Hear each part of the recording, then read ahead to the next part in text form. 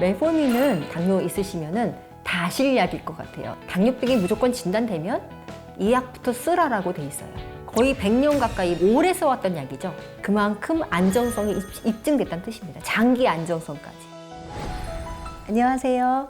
최영주 장당내과의원의 최영주 원장입니다. 오늘부터 말씀드릴 내용은요. 사실 당뇨약제라는 거 너무 복잡하고 어렵기만 하고 잘 모르시는 경우가 있는데 그런 치료 약제들에 대해서 하나씩 간단히 그리고 혹시 유의해야 될 점이라던가 나타날 수 있는 부작용에 대해서 짚어보는 그런 시간을 가져보려고 합니다. 오늘은 첫 번째로 메포민에 대한 얘기를 할 건데요.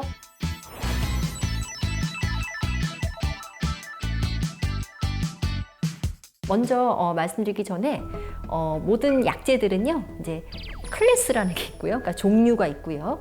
그 다음에 그 안에 성분명이 있고, 그 다음에 각 회사별로 이름을 짓는 약품명이 있습니다. 그래서 메포민은 성분명이 되겠고요.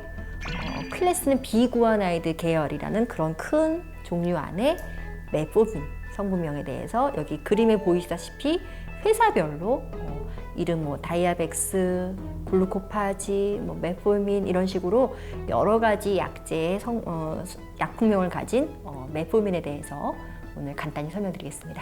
메포민은 아마 여기 선생님들 당뇨 있으시면은 다 아실 약일 것 같아요. 예, 기본 약입니다. 기본 약. 예, 전 세계 가이드라인뿐 아니라 우리나라 가이드라인에서도 당뇨병이 무조건 진단되면 이 약부터 쓰라라고 돼 있어요. 메포민은 사실 발견은 되게 오래전에 됐어요. 1940년대 이런 프랑스에서 이런 라일락 이 식물에서 나왔다고 합니다. 그래서 벌써 거의 100년 가까이 아직 좀 있으면 100년이 될 만큼 오래 써왔던 약이죠. 오래 써도 아직도 1차 약제로 좀 추천받고 있다는 얘기거든요. 그 얘기는 뭐냐? 약효도 중요하지만 그만큼 안정성이 입증됐다는 뜻입니다. 장기 안정성까지.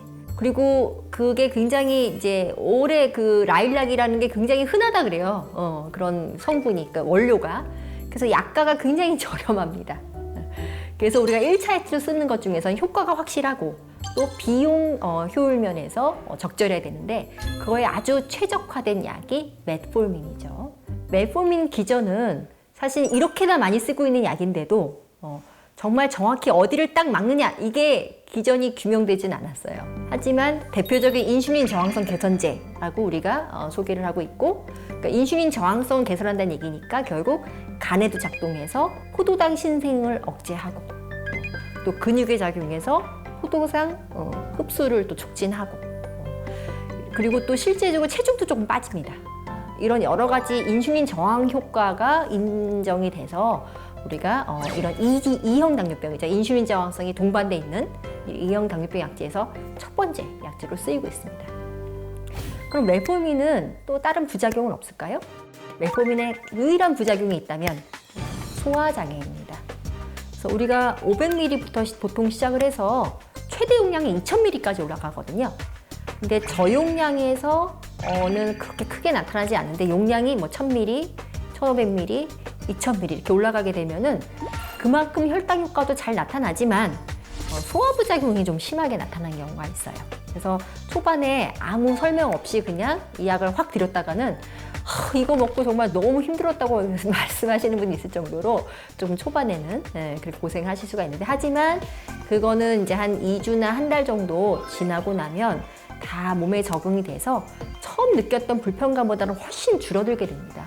그리고 이 약이 아까 1차 약제로 우리가 고려할 만큼 굉장히 효과랑 안정성이 입증된 약이기 때문에 가급적이면 이 약을 충분히 잘 활용하는 게 좋거든요. 그래서 너무 불편한 거에 집중하지 마시고 잘 적응이 가면서 쓰시면 상당히 좋은 약입니다. 메포민에 대해서 부작용 중에 또 하나 언급드릴 수 있는 게 아주 드뭅니다. 저는 여태까지 15년에서 그런 케이스를 본 적이 없어요. 아무튼 교과서적으로는 나트릭 애시도시스, 유산산증이라고 그러는데요. 아주 드물게 나타날 수 있다고 합니다. 그래서 콩팥 기능이 너무 약한 분들한테는 이 약은 금기로 되어 있어요. 그래서 콩팥 기능 우리가 평가하는 지표로 이제 사고체 여과율 점수를 쓰는데요. 사고체 여과율 한 30, 그러니까 우리가 보통 60점 이상을 정상이라고 하거든요. 그러니까 그 정도로 많이 떨어지는 군에서는 이 약은 추천하지는 않습니다. 그리고 우리가 CT라던가 뭐 조영제를 쓰거나 아니면 수술을 한다거나 뭔가 콩팥에 조금 좀 일시적이나마 조금 타격을 받을 수 있는 컨디션일 때는 요 약을 한 48시간 전부터는 끊고 하라고. 그래서 우리 환자분들 가시면 뭐 어디 수술한다, 그러고 뭐 CT 찍는다 그러면 뭐 이 약 먹느냐고 확인하는 약들이 있습니다. 예, 그게 이 바로 메포민이 되겠습니다. 그래서 이 약이 뭐가 특별히 뭐 독해서 그런 게 아니라 만에 하나 있을지도 모르는 그런 콩팥에 약간 부정적인 영향을 혹시 우려해서 미리 예방 차원에서 끊는 것이기 때문에 전혀 걱정하실 필요 없고요. 거기서 가이드라인대로 잠깐만 끊었다가 다시 회복한 다음에 다시 제대로 드시면은 전혀 문제가 없습니다. 그리고 메포민은 당뇨약이지만요. 최근에 나온 얘기들 중에 하나가 또 새로운 기전에 대한 얘기를 많이 하고 있어요. 사실 예전부터 그냥 우리가 그냥 생각 없이 넣었던 약인데 의외의 효과, 바로 항암 작용입니다. 실제 최근 나온 2016년부터 최근에 나온 그런 암 쪽, 유방암, 대장암 이런 관련들 스터디도 있어요. 그러면은 그런 재발이나 어떤 그런 예후를 조금 좋게 했다.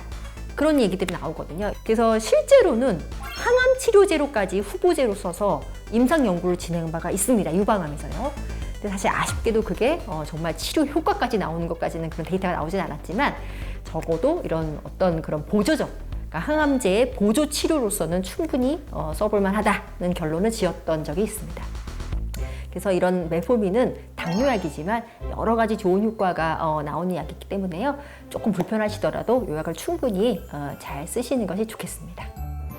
이 영상이 도움이 되셨다면 구독, 좋아요, 알림 설정까지 부탁드립니다. 감사합니다.